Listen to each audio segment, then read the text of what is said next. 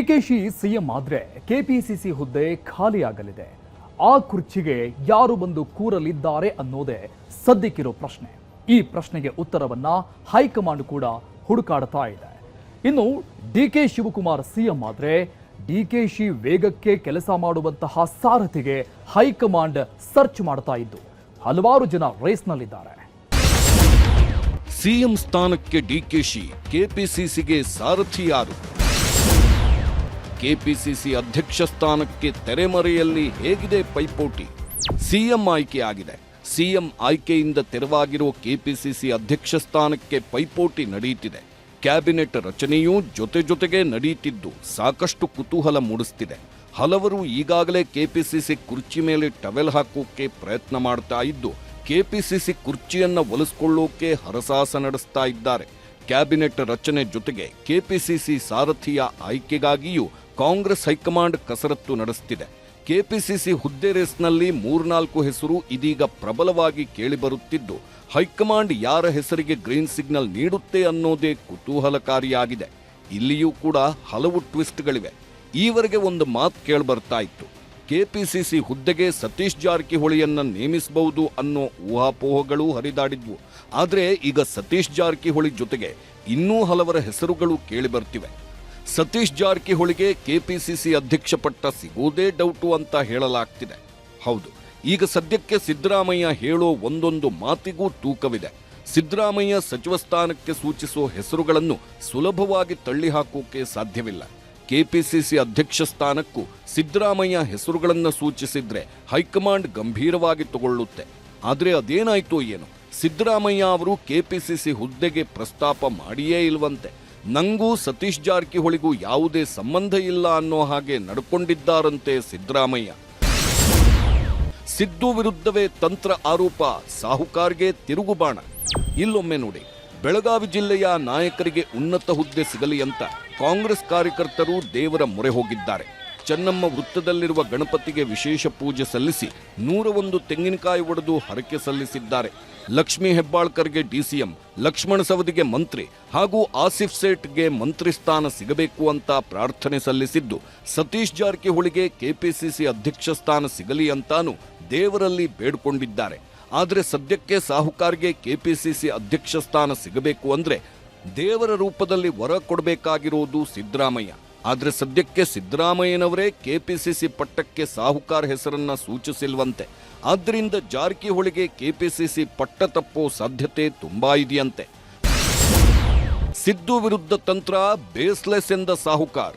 ಸತೀಶ್ ಜಾರಕಿಹೊಳಿ ಮೊದಲಿಂದಾನೂ ಸಿದ್ದರಾಮಯ್ಯ ಬಣದ ಕಟ್ಟಾಳು. ಸಿದ್ದರಾಮಯ್ಯ ಬಣದಲ್ಲಿದ್ದುಕೊಂಡೇ ಕೆಪಿಸಿಸಿ ಪಟ್ಟಕ್ಕಾಗಿ ಪಟ್ಟು ಹಿಡಿದು ಹೋರಾಡಿದವರು. ಆದರೆ ಈಗ ಸಾಹುಕಾರ್ ವಿರುದ್ಧ ಸಿದ್ದು ವಿರುದ್ಧ ತಂತ್ರ ಹೆಣೆದ ಆರೋಪ ಕೇಳಿಬರ್ತಾ ಇದೆ. ಆದ್ದರಿಂದ ಸಿದ್ದರಾಮಯ್ಯನೇ ಹೈಕಮಾಂಡ್ಗೆ ಹೆಸರು ಸೂಚಿಸಿಲ್ವಂತೆ ಅನ್ನೋ ಮಾತುಗಳಿವೆ. ಆದರೆ ಈ ಬಗ್ಗೆ ಪ್ರತಿಕ್ರಿಯೆ ನೀಡಿರೋ ಸತೀಶ್ ಜಾರಕಿಹೊಳಿ, ನಾನು ಸಿದ್ದರಾಮಯ್ಯ ವಿರುದ್ಧ ತಂತ್ರ ಮಾಡಿದ್ದ ಆರೋಪ ಆಧಾರರಹಿತ, ಎಲ್ಲ ಊಹಾಪೋಹ ಅಂತಿದ್ದಾರೆ. ಅದು ಮಾಡ್ತಾರೆ, ಏನು ಮಾಡ್ತಾರೆ ಕೇಳ, 2 ದಿವಸ ಮಾಡೋರು ಏನು ಮಾಡೋರು, ಏನು ಬೇಸ್ಲೆಸ್ ಅದು, ಏನು ಅದರಿದೆ, ಏನು ಸೈನ್ ಮಾಡಿದೆ, ಲೆಟ್ರ್ ಇದೆ ಯಾರ್ದ? ನೀವು ಯಾರೋ XYZ ಎಲ್ಲೋ ಒಂದು ಮೂಲೆಯಲ್ಲಿ ಕೂತು ಹಾಕಿದವಂಗೆ ಇಷ್ಟು ಪ್ರಾಮುಖ್ಯತೆ ಕೊಡೋದು ಅವಶ್ಯಕತೆ ಇಲ್ಲ. ಅದು 30 ಹೆಂಗೆ 7 ಹೆಂಗೆ ಹೇಳಿದವನು. ಮತ್ತು ಅವ್ರು ಯಾರು ಅಷ್ಟು ಪ್ರಬಲರಿದ್ದಾರೆ, 37 ಜನ ಯಾರ್ಯಾರು ಸಹಿ ಮಾಡಿದ್ದಾರೆ.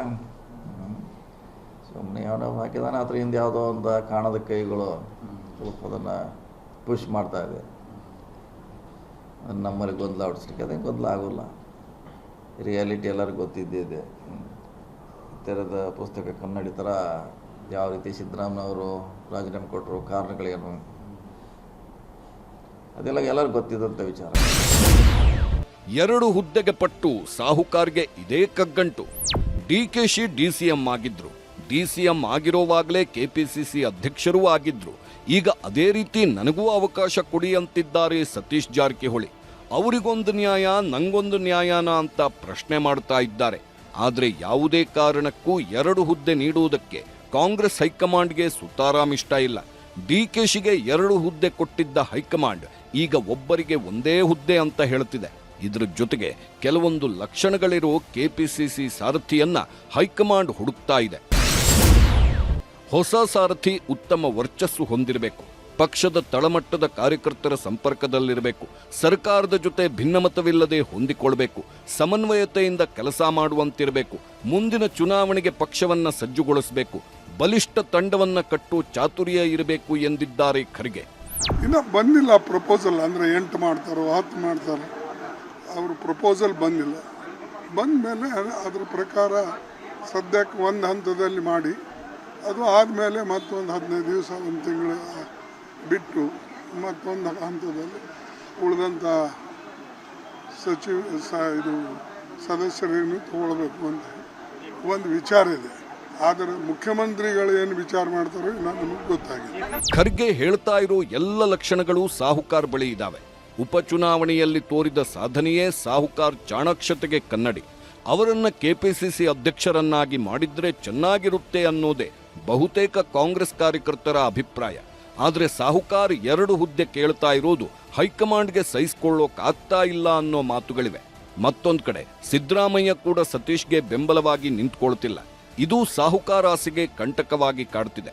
ಆದರೆ ಈ ಬಗ್ಗೆ ರಿಯಾಕ್ಷನ್ ಕೊಟ್ಟಿರೋ ಸಾಹುಕಾರ್ ಇನ್ನೂ ನಾನು ಯಾವುದೇ ಬೇಡಿಕೆ ಇಟ್ಟಿಲ್ಲ ಅಂತಿದ್ದಾರೆ. ಅದ್ರ ಬಗ್ಗೆ ಇವತ್ತು ನಾಳೆ ಚರ್ಚೆ ಆಗ್ಬೋದು. ಚರ್ಚೆ ಆಗಿ ಒಂದು ಹಂತಕ್ಕೆ ಬರಲೇಬೇಕು, ಅಂತಿಮವಾಗಿ ಬರ್ತಾರೆ. ಇಲ್ಲ, ನಾವು ಯಾವುದು ಡಿಮಾಂಡ್ ಮಾಡಿಲ್ಲ. ಕೊಡೋದು ಬಿಡೋದು ಅವ್ರಿಗೆ ಬಿಟ್ಟದ್ದು, ಯಾವುದು ಡಿಮಾಂಡ್ ನಾವು ಮಾಡಿಲ್ಲ. ಸೊ ಚರ್ಚೆ ಪ್ರಾರಂಭ ಆಗಿಲ್ಲ ಇನ್ನೂ. ಇವತ್ತಿಂದ ಆಗ್ಬೋದು, ಯಾಕಂದ್ರೆ ನಿನ್ನೆವರೆಗೆ ಬೇರೆ ಇತ್ತು.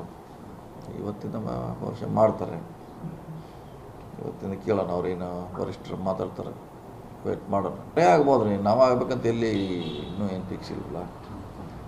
ಪಕ್ಷದ ಹಿತದೃಷ್ಟಿಯಿಂದ ಯಾರೇ ಆಗ್ಬೋದು. ಇನ್ನು ನಾವೇ ಆಗ್ಬೇಕಂತಿಲ್ಲ, ಅವರೇ ಆಗ್ಬೇಕಂತಿಲ್ಲ. ಯಾರು ಸೂಕ್ತ ಅಂತ ನಿರ್ಧಾರ ಮಾಡ್ತಾರೆ ಪಕ್ಷ, ಅವ್ರು ಆಗ್ತಾರೆ ಅಷ್ಟೇ. ಕೆಪಿಸಿಸಿ ಸಾರಥ್ಯ ಸಮರದಲ್ಲಿ ಹರಿಪ್ರಸಾದ್ ಮತ್ತು ಎಂಬಿ ಪಾಟೀಲ್, ಸತೀಶ್ ಜಾರಕಿಹೊಳಿ ಬಿಟ್ರೆ ಇನ್ನೂ ಹಲವರು ರೇಸ್ನಲ್ಲಿದ್ದಾರೆ. ತೆರೆಮರೆಯಲ್ಲೇ ರೇಸ್ಗಿಳಿದಿರುವ ಕೆಲವರು ಪರಸ್ಪರ ಪೈಪೋಟಿ ನಡೆಸ್ತಾ ಇದ್ದಾರೆ. ಜಾತಿ ಮತ್ತು ಪ್ರಾದೇಶಿಕ ಸಮೀಕರಣಗಳ ಲೆಕ್ಕಾಚಾರವೂ ಜೋರಾಗಿದೆ. ಒಬಿಸಿ ಸಮುದಾಯದಿಂದ ಬಿಕೆ ಹರಿಪ್ರಸಾದ್ ಹೆಸರು, ಲಿಂಗಾಯತ ಸಮುದಾಯದಿಂದ ಎಂಬಿ ಪಾಟೀಲ್ ಹೆಸರು ಸದ್ಯಕ್ಕೆ ಪ್ರಬಲವಾಗಿ ಕೇಳಿಬರುತ್ತಿದೆ. ಬಿಕೆ ಹರಿಪ್ರಸಾದ್ ಪರ ಸಿದ್ದರಾಮಯ್ಯ ಹೆಚ್ಚಿನ ಒಲವಿದೆ ಎನ್ನಲಾಗ್ತಿದೆ.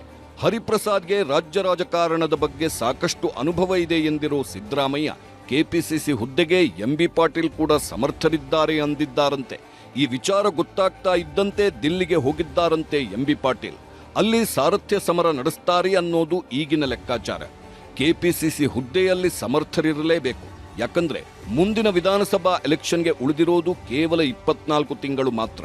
ಹೈಕಮಾಂಡ್ ಶೀಘ್ರದಲ್ಲೇ ಶಾಸಕರು ಮತ್ತು ಹಿರಿಯ ನಾಯಕರ ಅಭಿಪ್ರಾಯ ಪಡೆದು ಒಮ್ಮತದ ಅಭ್ಯರ್ಥಿಯನ್ನ ಘೋಷಿಸುವ ಸಾಧ್ಯತೆ ಇದೆ. ಸಿಎಂ ಆಗಿ ಡಿಕೆ ಶಿವಕುಮಾರ್ ಅವರ ವೇಗಕ್ಕೆ ಸರಿಸಾಟಿಯಾಗಿ ನಿಲ್ಲಬಲ್ಲ ನಾಯಕ ಯಾರೆಂಬ ಪ್ರಶ್ನೆ ಪಕ್ಷದಲ್ಲಿ ಎದುರಾಗಿದೆ. ಶೀಘ್ರದಲ್ಲೇ ಈ ಪ್ರಶ್ನೆಗೆ ಉತ್ತರ ಸಿಗುವ ನಿರೀಕ್ಷೆ ಇದೆ.